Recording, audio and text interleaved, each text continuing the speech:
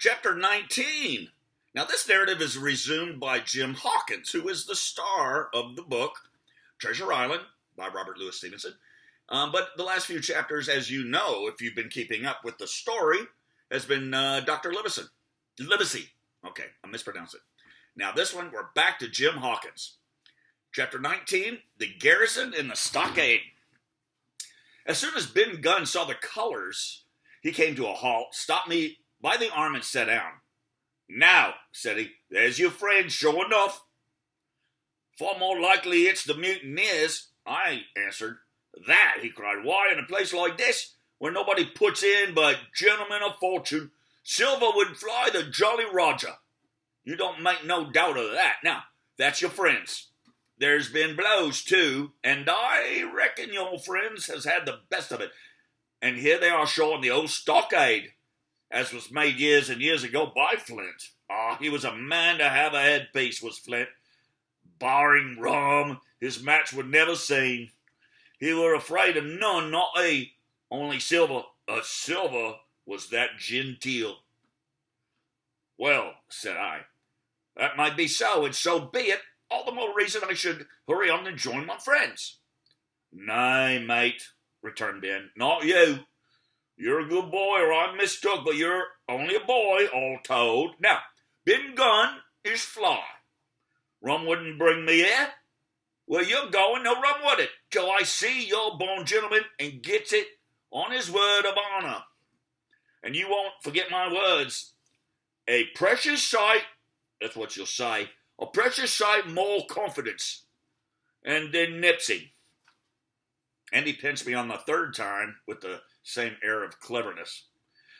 "And when Big Johnny's wanted, you know where to find him, Jim, just where you found him today.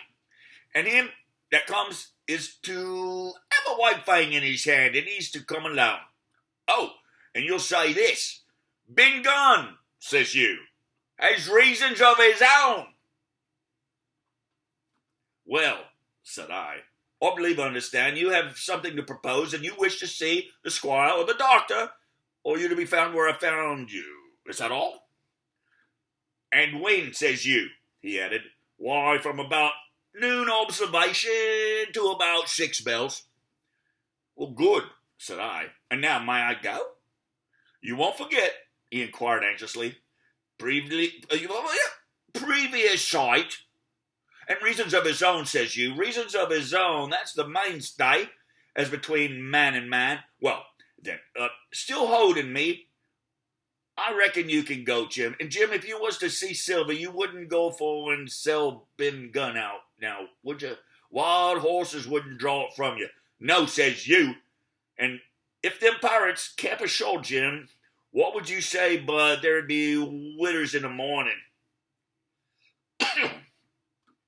Here he was interrupted by a loud report, and a cannonball came rearing and tearing through the trees and pitched in the sand not 100 yards from where we two were standing there talking. The next moment, each of us had taken to his heels in a different direction.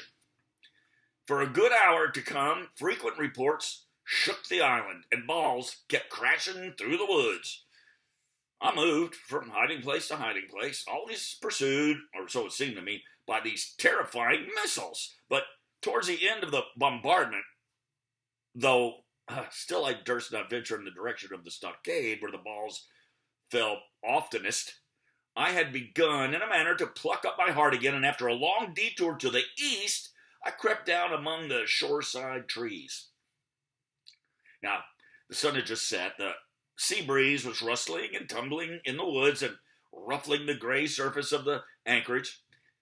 The tide, too, was far out, and great tracts of sand lay uncovered. The air, after the heat of the day, chilled me through my jacket. The Hispaniola still lay where she had anchored, but sure enough, there was the Jolly Roger, the black flag of piracy, flying from her peak. Even as I looked, there came another red flash and another report that sent the echoes clattering. And one more round shout whistled through the air. It was the last of the cannonade. I lay for some time watching the bustle which succeeded the attack. Men were demolishing something with axes on the beach near the Stockade, the poor jolly boat. I afterwards discovered, away near the mouth of the river, a great fire was glowing among the trees, and between that point and the ship, one of the gigs kept coming and going. The men, whom I had seen so gloomy, shouting at the oars like children. But there was a sound in their voices which suggested rum. At length I thought I might return towards the stockade. I was pretty far down on the low sandy spit that encloses the anchorage to the east, and is joined at half water to Skeleton Island. And now, as I rose to my feet, I saw, some distance further down the spit, and rising from among low bushes, an isolated rock, pretty high, and peculiarly white in color. It occurred to me that this might be the white rock of which Ben Gunn had spoken, and that some day or other a boat might be wanted, and I should know where to look for one. Well, then I skirted among the woods until I had regained the rear, or the shoreward side of the stockade, and was soon warmly welcomed by the fateful party. I had soon told my story and began to look about me. The log house was made of unsquared trunks of pine. The roof, walls, and the floor. The latter stood in several places as much as a foot or a foot and a half above the surface of the sand. There was a porch at the door, and under the porch a little spring welled up into an artificial basin of rather odd kind, no other than a great ship's kettle of iron, and the bottom knocked out and sunk to her bearings, as the captain said, among the sand. Well, little had been left besides the framework of the house, and in one corner there was a stone slab laid down by way of hearth, and an old rusty iron basket to contain the fire.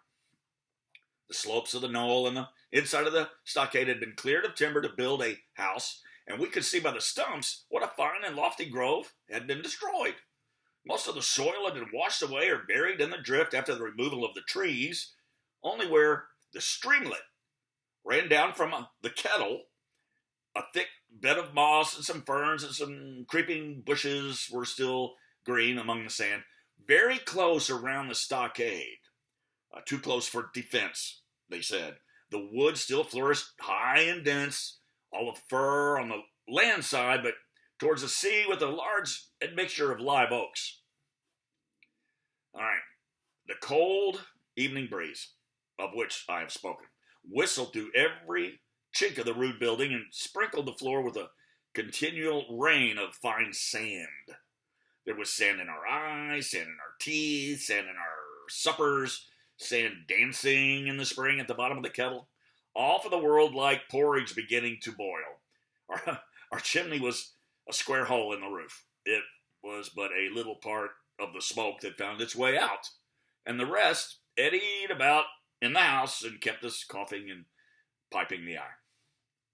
All right, we'll add to this. The gray, the new man, had his face tied up in a bandage for a cut he had got in breaking away from the mutineers, and that poor old Tom Redruth, still unburied, lay along the wall, stiff and stark, under the Union Jack.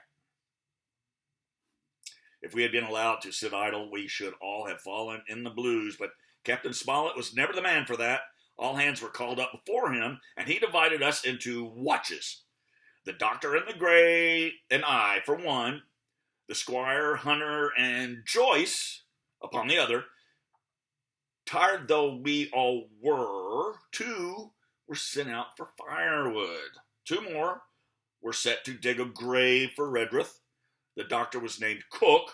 I was put sentry at the door, and the captain himself went from one to another, keeping up our spirits and lending a hand wherever it was wanted. From time to time, the doctor came to the door for a little air to rest his eyes, which were almost smoked out of his head. And whenever he did so, he had a word for me. "That man Smollett," he said once, "is a better man than I am, and when I say that, it means a deal, Jim." Another time he came and was silent for a while, Then he put his head on one side and he looked at me. "Is this Ben Gunn a man?" he asked. "I do not know, sir," said I. "I am not very sure whether he's sane." "If there's any doubt about the matter, he is," returned the doctor. "A man who has spent 3 years biting his nails on a desert island, Jim, can't expect to appear as sane as you and me. It doesn't lie in human nature. Was it cheese you said he had a fancy for?" "Yes, sir, cheese," I answered. "Well, Jim," says he, "just see the good that comes of being dainty in your food. You've seen my snuff box, haven't you? And you never saw me take snuff. The reason being that my snuff box I carry a piece of Parmesan cheese, a cheese made in Italy. Very nutritious, but, well, that's for Ben Gunn." Before supper was eaten, we buried old Tom in the sand and stood round him for a while, bareheaded in the breeze. A good deal of firewood had been got in, but not enough for the captain's fancy, and he shook his head over it and told us we must get back to this tomorrow rather livelier. Then, when we had all eaten our pork, and each of us had a stiff glass of brandy grog, the 3 chiefs got together in the corner to discuss our prospects. It appears they were all at their wits' end what to do, the stores being so low that we must have been starved into surrender long before help came. But our best hope, it was decided, was to kill off the buccaneers until they either hauled down their flag or ran away with the Hispaniola. From 19, they were already reduced to 15. 2 others were wounded, and one at least, the man shot beside the gun, severely wounded, if he were not dead. Every time we had a crack at them, we were to take it, saving our own lives, with the extremest care. And besides that, we had 2 able allies, rum and the climate.